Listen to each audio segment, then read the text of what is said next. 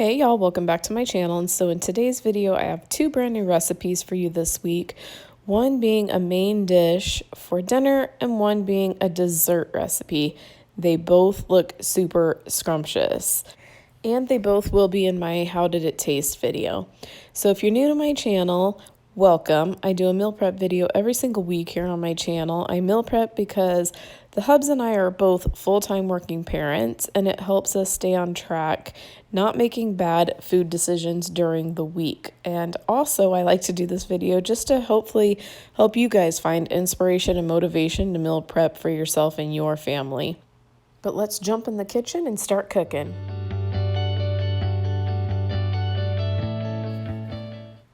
So the first thing we're going to start with is keto bagels. Who doesn't love a good bagel in the morning? This girl wants a bagel in the morning. I just threw in there 2 cups of almond flour, 1 tablespoon of baking powder, 1 teaspoon of garlic powder, 1 teaspoon of onion powder, and 1 teaspoon of Italian seasoning. And then I like to just take my whisk and just kind of whisk all the dry ingredients together and really get them incorporated. Then in a separate bowl, I'm going to throw in there 3 cups of shredded mozzarella cheese, and then also 5 tablespoons of cream cheese. Then I'm just going to take the mozzarella and the cream cheese and I'm going to melt that in the microwave until it is nice and gooey and warm and all melted. Then in this bowl, I am just throwing in 1 egg. I'm going to whisk that up because that is going to be our wash for the bagels. So that way the everything but the bagel seasoning and the sesame seeds stick to the bagel. And that's what the cheese mixture should look like once you're done. And then I'm just going to throw it right into the dry mixture, and I'm just going to mix that up really well. And then I have tried a few different types of keto bagel recipes. This one here by far is my absolute favorite. This will be in the description box if you guys want to try it yourself. And then once I get that fairly well incorporated within each other, then I throw in 2 eggs and I finish mixing it up with the spoon. And then just to give you guys a little tip, it's easier to eventually go in with your hands, but when you go in with your hands, make sure your hands are a little bit wet because that will prevent the dough from sticking to your hands. Just a little quick tip there, but you just want to knead it until everything is nicely incorporated. And then once everything's incorporated, I just kind of take it out of the bowl and I try to make somewhat of a fairly even circle out of the dough so that way I can cut it into as even pieces as I possibly can.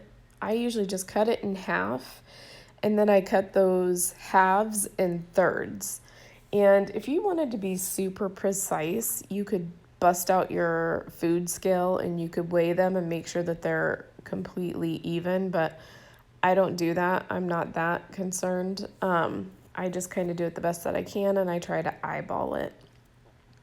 But once I get it all cut, I just put them all in little small balls, just like I'm doing right now. And I do that part first, and then I move on to making the actual holes in the bagel, which is like this really cool thing. You just, take your finger and you shove it through the middle of the bagel. That's how I've found that it's the easiest to make the bagels. To me, these almost taste like, did you guys ever have those bagels back before your keto days? They were the cheesy bagels. That's what these kind of taste like to me, to be honest with you. But that is what they should look like when you're all finished. And then you just take that egg wash and distribute that all over the very top of the bagels. And again, I'm using everything but the seasoning bagel and sesame seeds. So I just sprinkled 3 of those with each one of those because my husband and I like the everything but the seasoning bagel, and my daughter likes the sesame seeds better. So you do whatever you want to do. You could even leave them plain if you wanted to leave them plain, but that's how I like to prepare mine. You could even throw jalapenos or something on there. You could just literally make these your own. But These are so delicious. I did preheat my oven to 425 degrees, and these usually bake, depending on your oven, for around 12 to 14 minutes. Mine took closer to 14 minutes, but these are absolutely mouth-watering delicious. You could make a breakfast sandwich out of this. My husband used this as a bun for his hamburger the other day. So good. Next up, chorizo and eggs. Y'all know how much we love chorizo in this house. So I just took a small package. I usually get chorizo at Sprouts, but this time I just had like a little small package of chorizo in the freezer that I found. So I just used that, and I threw, I think, around 6 eggs in there, and then I just scrambled the eggs right in there with the chorizo. This is a great meal to take with you to work because it does reheat well. And did I mention delicious? All right, next, I lined a cookie sheet with foil because we are going to be cooking up some bacon again. And I just like to take my bacon, fold it in half, throw it on that cookie sheet because it does fit better on that cookie sheet folded in half. And then I bake mine in the oven at 400 degrees just until it's crispy or however you like your bacon cooked. It is delicious that way. Then I went ahead and made Oscar some tuna.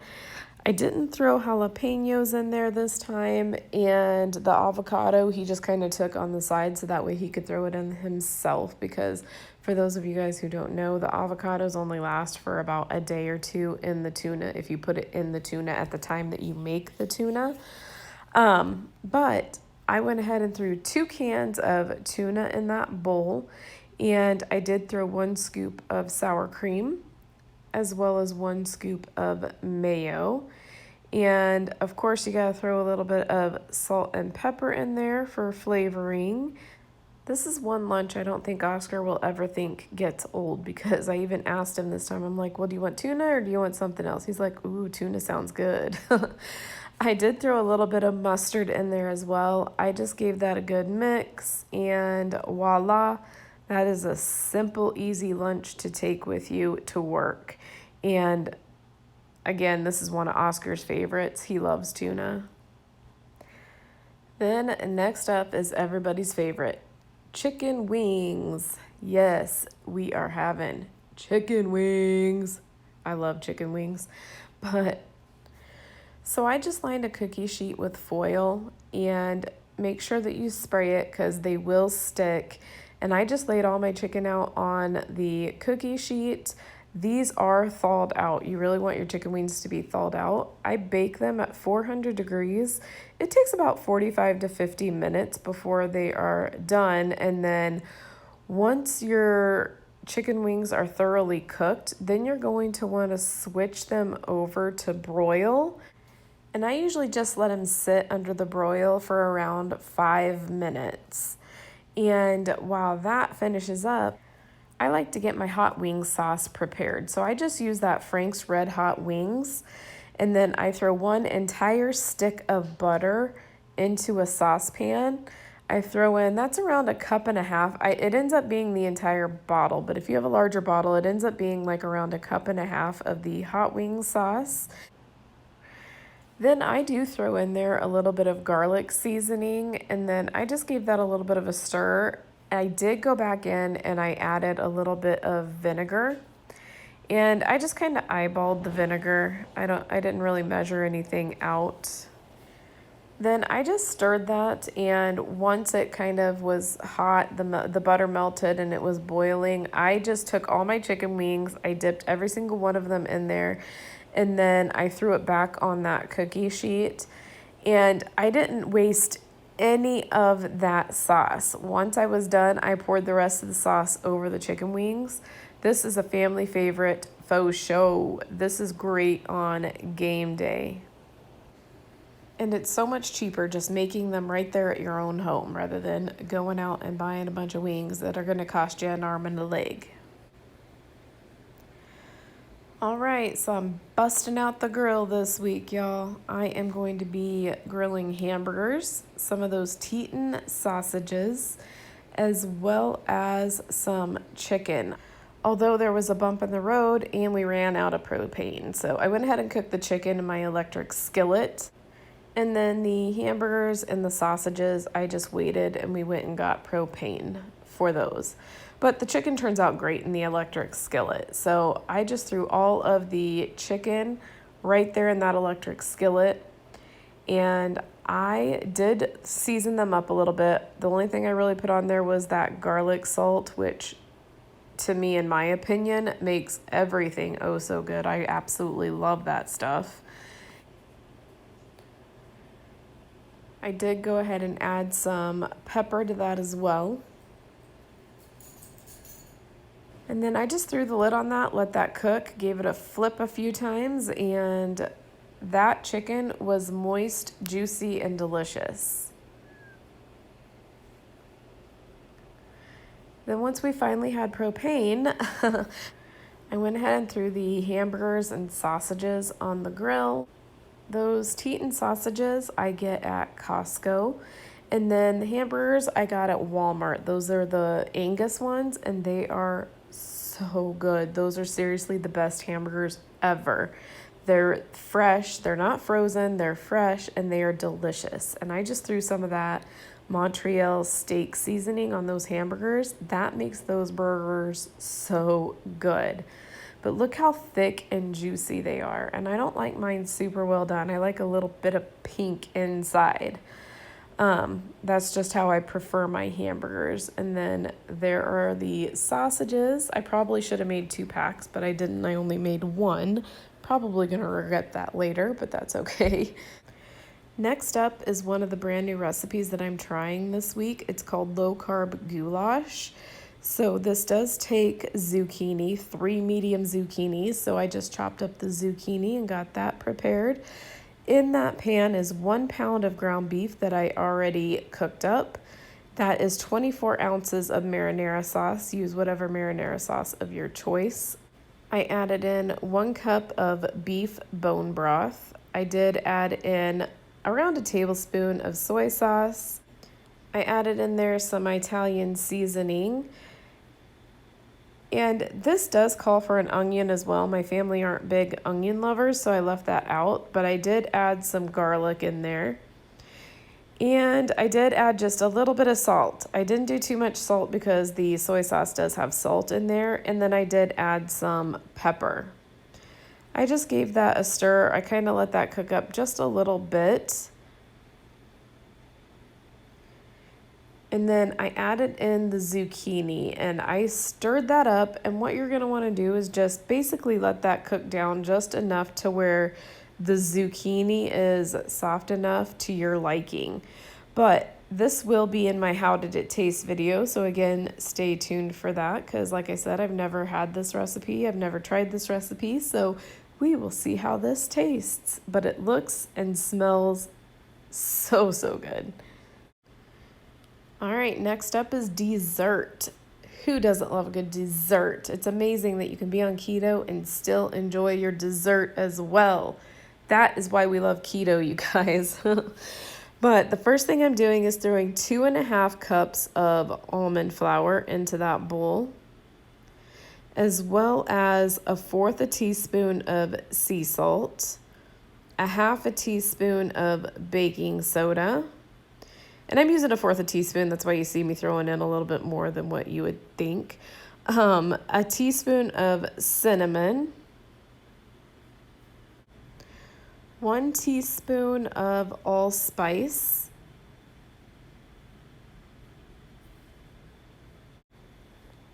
1/2 teaspoon of nutmeg.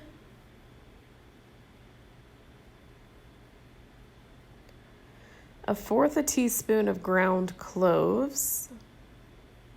And then I'm just going to mix all of the dry ingredients together.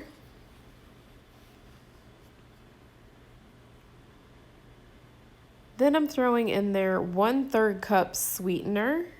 I just used monk fruit. I get that at Costco. And then also 4 tablespoons of melted butter. I just melted the butter in the microwave. 4 ounces of room temperature cream cheese, as well as 2 eggs. Also 1 teaspoon of vanilla. And then I just went in with my hand mixer to make sure everything was mixed really well. This is another brand new recipe that I have not yet tried, so this will be in my How Did It Taste video as well. But I just took a 8x8 baking dish. I'm just throwing our cake batter right into that baking dish. I did spray it rather well so that way it would not stick. I'm just gonna spread that out, and then I did preheat the oven to 310 degrees. And boy, let me tell you, you could smell all those spices together. It smelled so good.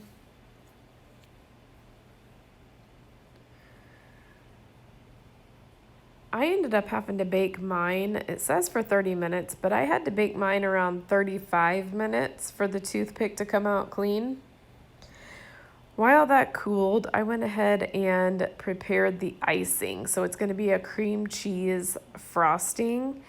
And I just busted out my food scale because you're going to want to measure out 8 ounces of cream cheese. And I buy that big bad boy of cream cheese at Costco. I did throw in there, it says 4 tablespoons of heavy whipping cream. I threw in there about a fourth a cup or a third a cup. And then I threw in there around a fourth a cup of powdered sweetener. I just kind of make the frosting my own because sometimes it comes out too thick or too thin. That's why I kind of like to do it myself. And then I did throw in there a little bit of vanilla. That actually was not in the recipe, but vanilla makes everything better in my opinion. And I originally was just going to frost this like you frost a normal cake, but my daughter was like, I don't really want frosting, until she tasted the frosting, and then she was like, ooh, that frosting's actually really good. So that's why I'm using that, and I'm doing the frosting in a fancy kind of way because I originally wasn't going to frost every piece that I cut, but then Celine changed her mind. And if you notice, there's a piece missing because Celine stole a piece before I could even get this video out, but that is okay too. And look how pretty and look how delicious that looks. Again, this will be in my How Did It Taste video, and high hopes, like I always say, for these brand new recipes, you guys. Look at the middle. It looks nice and moist, and if you like spice cake, hopefully this is a good alternative. We'll see. Well, that concludes this week's meal prep. Hopefully this did give you motivation and inspiration to meal prep for yourself and your family. And hopefully it gave you ideas of different things that you could possibly make on keto to keep you on track. And again, stay tuned for that How Did It Taste video that usually uploads on Sunday afternoons to evenings. Also, if you enjoyed this video, if you could do me a favor and smash that like button, that really helps my videos out a ton. And then if you're not yet subscribed, smash that subscribe button as well, because I would love to have you as part of my Simply Misty family. And if you subscribe, don't forget to tap that bell so you can get notified whenever I upload a new video. Thank you so much for watching. I greatly appreciate every single one of you guys. And don't forget to go out there and make today even better than yesterday. And I will talk to you in my next video. Bye. On my own, but I don't know why you hit the road, but you don't realize I won't look back when you're around. I won't think twice when